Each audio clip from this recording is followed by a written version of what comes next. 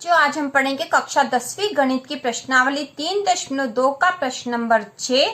तो यह प्रश्न है, एक रेखिक समीकरण 2x धन 3y ऋण 8 बराबर 0 दी गई है। दो चरों में एक ऐसी और रेखिक समीकरण लिखिए ताकि प्राप्त युग्म का ज्यामितीय निरूपण जैसा कि पहला प्रतिच्छेद करती रेखाएं हो, दूसरा है समांतर रेखाएं हो और तीसरा है संपाती रेखाएं। तो यहाँ पर हमें एक रेखिक समीकरण दे रखी है और हमें दो चरों में एक ऐसी और रेखिक समीकरण लिखना है, एक ऐसी और रेखिक समीकरण लिखना है जिसका ज्यामितीय निरूपण इस प्रकार हो। तो तीन प्रकार हमें दे रखे हैं जो कि तीनों हमें पता है। तो चलो इसको करते हैं। तो इसको हल करने के लिए हम पहला जो हमें निकालना है, प्रतिच्छेद करती रेखाएं हो ऐसा हमें समीकरण निकालना है। तो पहला है प्रतिच्छेद करती रेखाएं हो, तो इस प्रकार का समीकरण निकालेंगे हम। एक ऐसा रेखिक समीकरण लिखेंगे जिसका जो ज्यामितीय निरूपण हो प्रतिच्छेद करती रेखाएं हो। तो पहला है प्रतिच्छेद करती रेखाएं हो। तो इसके लिए हमें एक रेखिक छेद करती रेखाएं उस समय होगी, प्रतिच्छेद करती हुई रेखाएं उस समय होगी जब a1 बटे a2 बराबर नहीं है b1 बटे b2 के।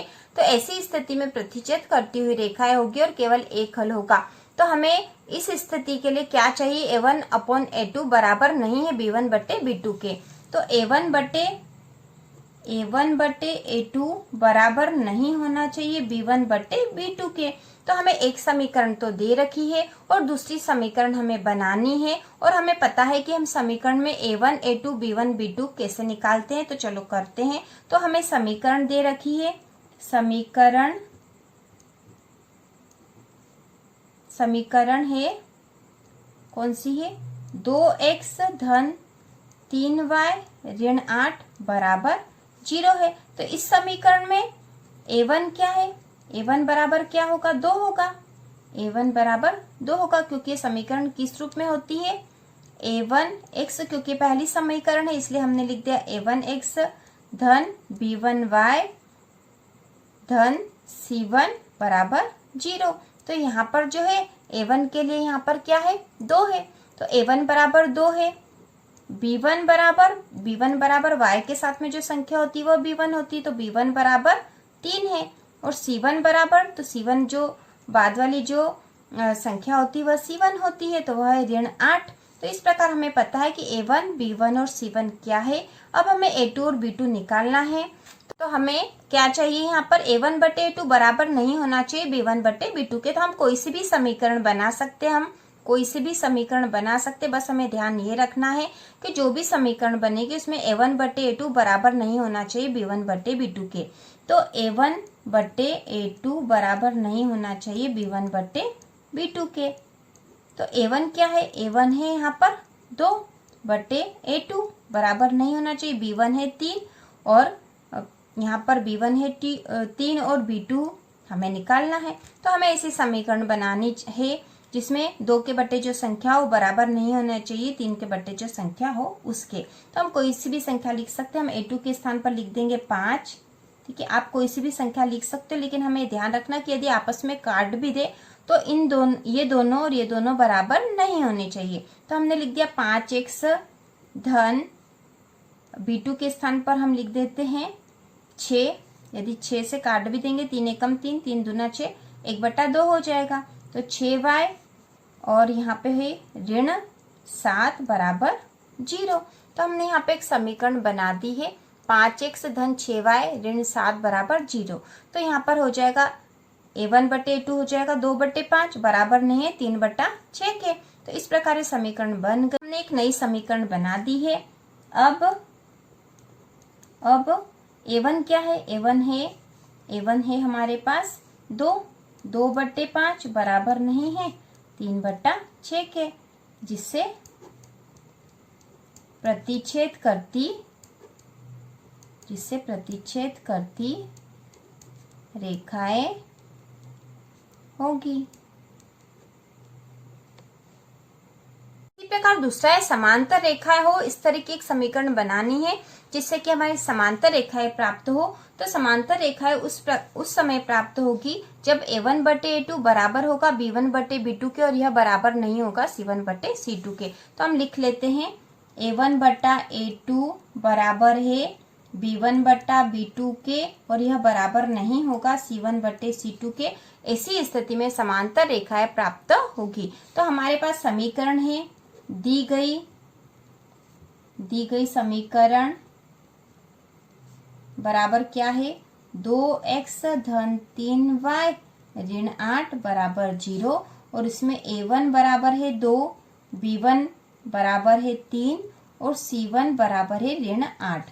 तो हमें A1 बटे A2 तो बराबर करना है B1 बटे B2 के।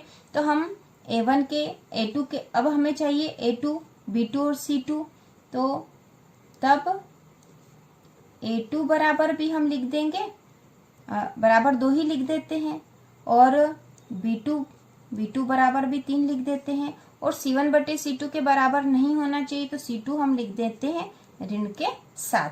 तो इस प्रकार जो समीकरण बन जाएगी, जो नई समीकरण बनेगी वो हो जाएगी 2x धन 3y ऋण 7 बराबर 0।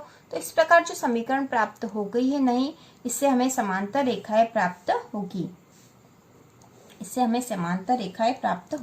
तो हम इस तरह की और दूसरी भी समीकरण बना सकते हैं। बस हमें यह जो है यह नियम लागू करना होगा उसमें कि A1 बटे A2 बराबर है B1 बटे B2 के और यह बराबर नहीं है C1 बटे C2 के। अब जो तीसरी स्थिति है, तीसरी स्थिति में हमें कहा गया है समपाती रेखाएं हों।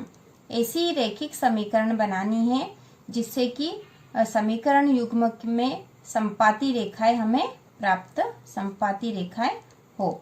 तो समपाती रेखाएं हो ऐसी स्थिति कब होती है, जब A1 बटे A2 बराबर है B1 बटा B2 के और यह भी बराबर है C1 बटा C2 के। तो ये तीनों बराबर हो तब समपाती रेखाएं प्राप्त होती है। और हमें जो समीकरण दे रखी है, तो दी गई समीकरण है 2x धन 3y ऋण 8 बराबर 0। अब यहाँ पे A1 बराबर 2, B1 बराबर 3 और C1 बराबर ऋण 8। तो हमें A1 बटे A2 तो बराबर चाहिए, तो हम कौन से बना सकते हैं, जैसे A1 बटे A2 बराबर है, A1 तो 2 है और A2 क्या हो जाना चाहिए, तो हम 4 लिख देते हैं, ठीक है। उसी प्रकार B1 बटे B2 बराबर B1 तो 3 है और B2 क्या लिख सकते हैं हम, तो यहाँ पे जैसे ये दोनों बराबर चाहिए तो 2 और 4 जब कट जाएंगे तो 2 एक कम 2, 2 दूनी 4, 1 बटा 2 हो जाएगा। तो यहाँ पे भी हम 3 बटा 6 कर देते हैं, तो 3 एक कम 3, 3 दूना 6, तो 1 बटा 2 ये भी हो जाएगा।